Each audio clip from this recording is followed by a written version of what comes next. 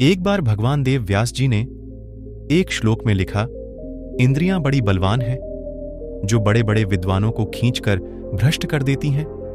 इसलिए एकांत में अपनी बहन के पास बहुत समय तक नहीं रहना चाहिए।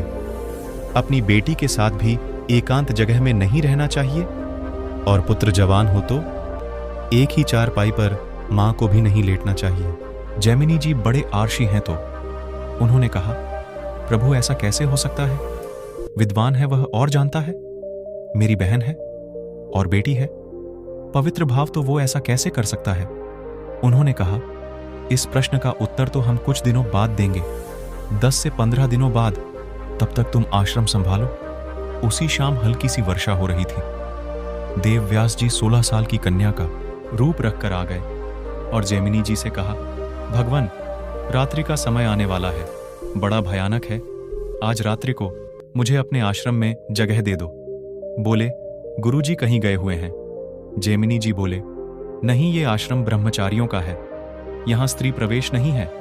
बोले, मैं आपकी शरण में हूं। अच्छा, ऐसा करते हैं, आश्रम में एक झोपड़ी है, उसमें रात्रि में दरवाजा लगा लेना, और मैं भी कहूं तो दरवाजा नहीं खोलना, और सुबह होते निकल जाना। जाके जैमिनी पूजा करके जब बैठे तो सोचा कि हमने पूछा नहीं कि तुम रात्रि में अकेले कैसे फंस गईं। अब गए, दरवाजा खटखटाया। बोले, दरवाजा खोलो। बोलो, नहीं, जैमिनी जी ने मना कर दिया है। तो दरवाजा तो था ही नहीं, झोपड़ी तो थी। उसका गेट उठाया और अलग रखकर अंदर कूद गए। देखा तो वो सुंदर रूप देखकर मोहित हो गए। अब ये तो पूछना भूल गए, शादी हुई है या नहीं। देखो इंद्रियां कितनी बलवान होती हैं। अब यह बोलने लगे, मुझसे शादी करोगी?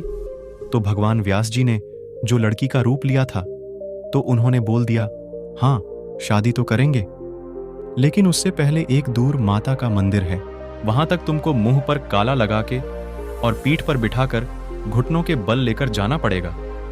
वहीं पर हम जयमाला डाल देंगे। तो उन्होंने सोचा, रात्रि का समय है, कोई भी नहीं देख पाएगा, सुबह तक हम वहां पहुंच जाएंगे। जैसे ही वहां पर पहुंचे तो भगवान देव व्यास जी ने 2 गाल पर थप्पड़ लगाए और बोले, देखा जैमिनी, इंद्रियां कितनी बलवान हैं। जैमिनी जी बोले, मान गया गुरुजी। तो साथियों, हमारी कहानी कैसी लगी कमेंट बॉक्स में जरूर बताएं और चैनल को सब्सक्राइब कर लें।